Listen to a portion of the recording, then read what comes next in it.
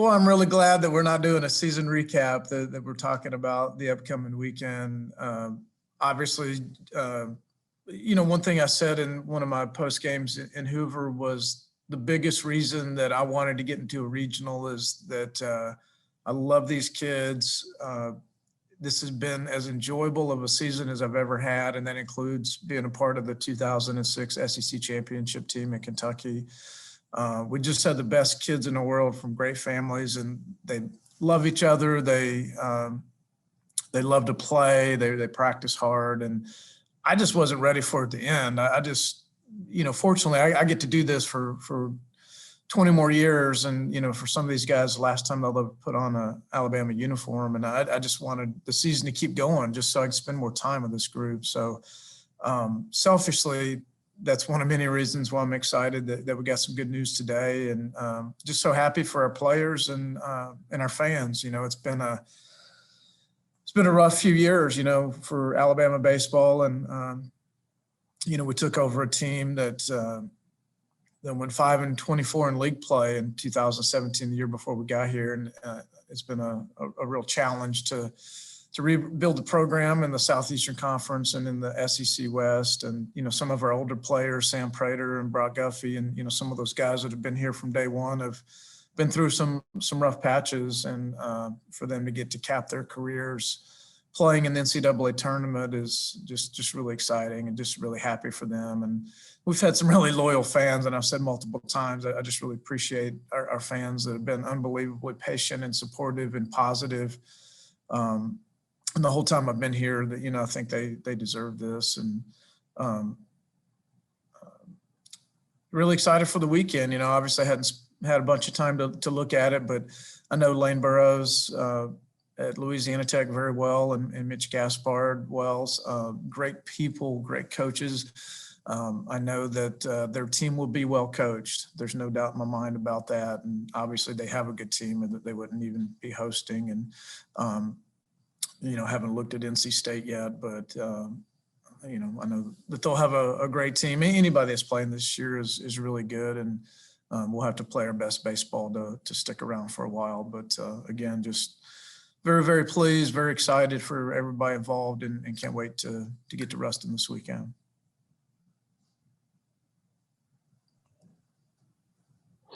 Coach Drew DeArmond, just wanted to ask you really quickly about Drew. I know he was able to get back into the lineup the last game. It would be big to have him, of course, for the regional. Do you expect him to be able to be full go? I would think so, and I hate to speak on it because I hadn't seen him a couple of days. We wrapped it up in Hoover, and I just said, hey, take a couple of days, and we'll get together on Monday. So I haven't had a chance to see him yet today. But I thought he looked good in the game. He hit a ball really hard to right field. And during the game, I went and asked him. He said he felt pretty good, all things considered. So I would expect him to play. He's a tough kid, man. I mean, this dude was playing 16 days after a hamate surgery. I've never heard of that. And he played well. So I can't say enough about him. And, I would expect him to be available this weekend, and can give you a more concrete answer, after practice today. Hey, Coach. Joey Blackwell here for BamaCentral.com. You touched on it briefly in your opening statement, but you talked about how difficult it's been over these past few years at Alabama. But you guys have been able to incrementally improve, especially in SEC play, 7 wins, 8 wins, now 14 this year. How big of a moment is this for the program, and what you personally as Coach Brad Bohannon are trying to build at Alabama, and how does this help you guys moving forward? Yeah, Joe, it's big on so many levels, and my goal is every year just to be better than the previous year. Try to keep getting better. And look, Alabama's a place where eventually I think we should be competing for SEC championships and hosting regionals and getting to the College World Series. And it just doesn't happen overnight. This is my third rebuild in the Southeastern Conference, Kentucky and Auburn, and now this one. And I think when I got here, we were further behind than those two places. And a credit to the league and even the West Division. Like, the league is as good as it's ever been. And, just on a side note, my heart goes out to Georgia. I mean, they absolutely deserve to be in the tournament. I was glad to see that our league got the most teams. I don't think there's any doubt that the SEC is the best league, and I just really feel like Georgia should have been in. But, again, the committee just had a miserably difficult job trying to compare teams this year. I think it's hard every year, but especially this year. But really appreciate that they were able to recognize that our team deserved the most bids. But anyway, back to your question, it just shows progress. And, I think over time, we don't want to maybe celebrate limping into a regional or just getting there by the skin of our teeth, but considering where we've been and where we've come from, it's a huge deal. And, I don't want to wish this weekend away, but I would think next year that, when we get into a regional, that we'll be more prepared to potentially win one by playing in one this year. Then, Coach, I'd like for you to be a little selfish for a second here and think about yourself. It's been kind of a year of milestones for you. Of course, the most SEC wins, your first SEC tournament appearance as a head coach, now your first NCAA regional as a head coach. How do you feel personally? What does this mean to you, being in this moment? Maybe when the season's over, I can reflect on that a little better. I'll say this, and I mean this, is kind of a weird way to look at it, but when I got hired, I felt a real burden to our fans and our kids to make our program better, and to start to deliver on that is rewarding. We've got so many people that support us and that are a part of it, and that deserve for us to be good and to win. And like I mentioned, we've just got some crazy faithful fans that have been unbelievably supportive and patient, more so than me. There's been times that I've been severely frustrated and disappointed, and they've been behind us, and my wife Kim and other people like that. I think those are the people that I'm happiest for, and maybe once we're done and wrap it up, then maybe I can take a little bit more time and appreciate it myself. But I just, right now, I'm thinking about getting out to the practice field and what we can do to be prepared to play our best this weekend.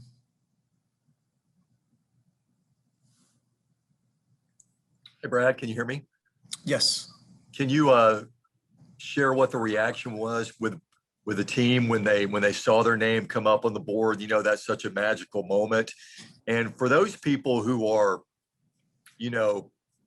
don't believe Alabama should have gotten in, what would you have to say to them? Well, to your first question, I hate it, but we didn't have a watch party. One year I was at Kentucky, the soccer team had a watch party, and they were on the bubble and they didn't get in, and it was just unbelievably awkward. And I was, afraid that might happen. I wish I'd had a heads up. I truly didn't know ahead of time. And I think it would have been pretty magical to be together to share that with our guys. So I erred on the side of caution, and for once, I wish I hadn't done that. I wish I'd been a little more aggressive. So I know our kids are excited. I haven't seen them yet. I just want to go, hug on them right now. But,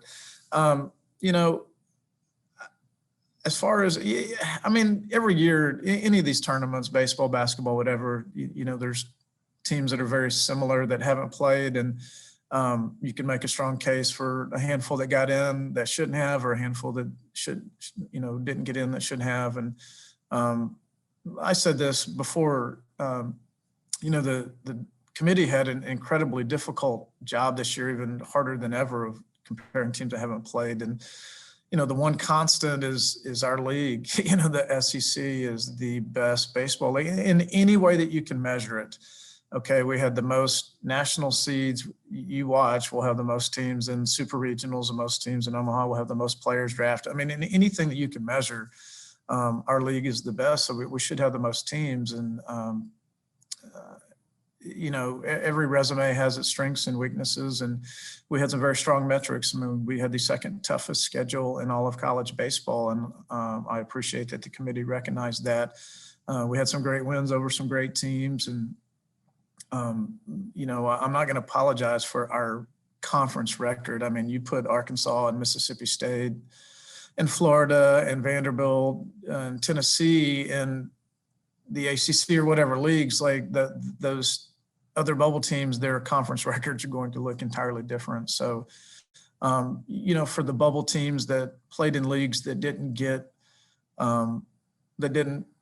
play a lot of non-conference games, I would tell them to be mad at their conference for not giving them the opportunity to show how strong they are.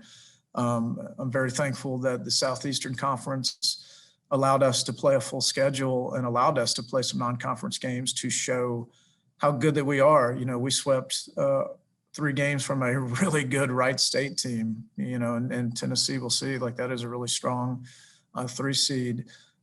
We beat Samford 19-3 in a midweek game.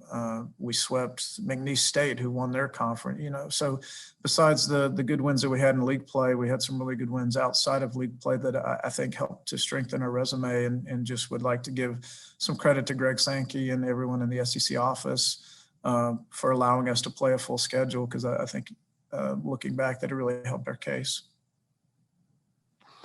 Coach Drew DeArmond, again, I just wanted to piggyback off what you said about the schedule. How much confidence did it give you in your ball club? You guys had struggled the last 3 weekends, but to have a strong showing in the SEC tournament and now get a chance to go to Ruston and get outside the league, which is such a meat grinder, and be able to play against some different level of competition and should be battle tested.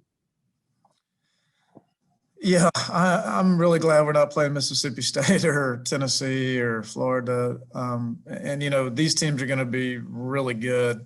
But I think that's one of many reasons why teams in the SEC are so successful in the postseason is, you know, we may go down there and win or we might not win. I don't know, but we're not going to see anything we haven't seen. You know, I mean, we saw a pitcher touch a 99 in our last game, you know. You're not going to see anything you haven't seen, and you're prepared. Doesn't mean we'll play well. Doesn't mean that we'll win, but you know, there won't be any surprises. And this league is a grind. It hardens you, and once you go through it, there can be some rough times. But when you get to the back end of it, you're pretty galvanized.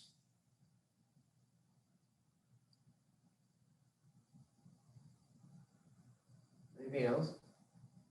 Anything else, guys? Coach, one more question, Drew DeArmond.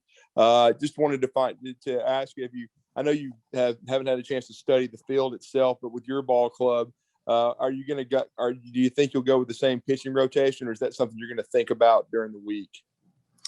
Yeah, I don't want to announce anything officially. You know, my first thought is it'd be kind of hard to change it up, you know, but I'd like to get more familiar with those teams and spend some time with Coach Jackson and, you know, make sure that everybody's feeling well. But yeah, it's kind of hard not to think that you're not going to go with Ross and Dylan and figure it out from there. But I'd like a little more time before I announce anything officially. No doubt. And then with Jacob McNary, how big is it that he pitched so well in Hoover?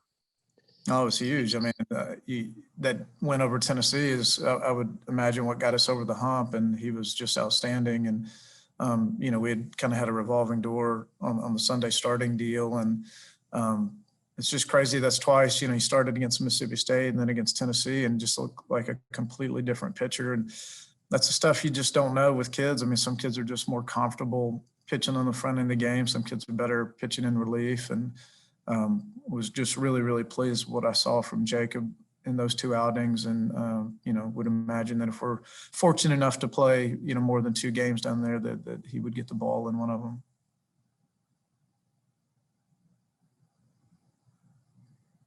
All good. All right. Thank you, guys.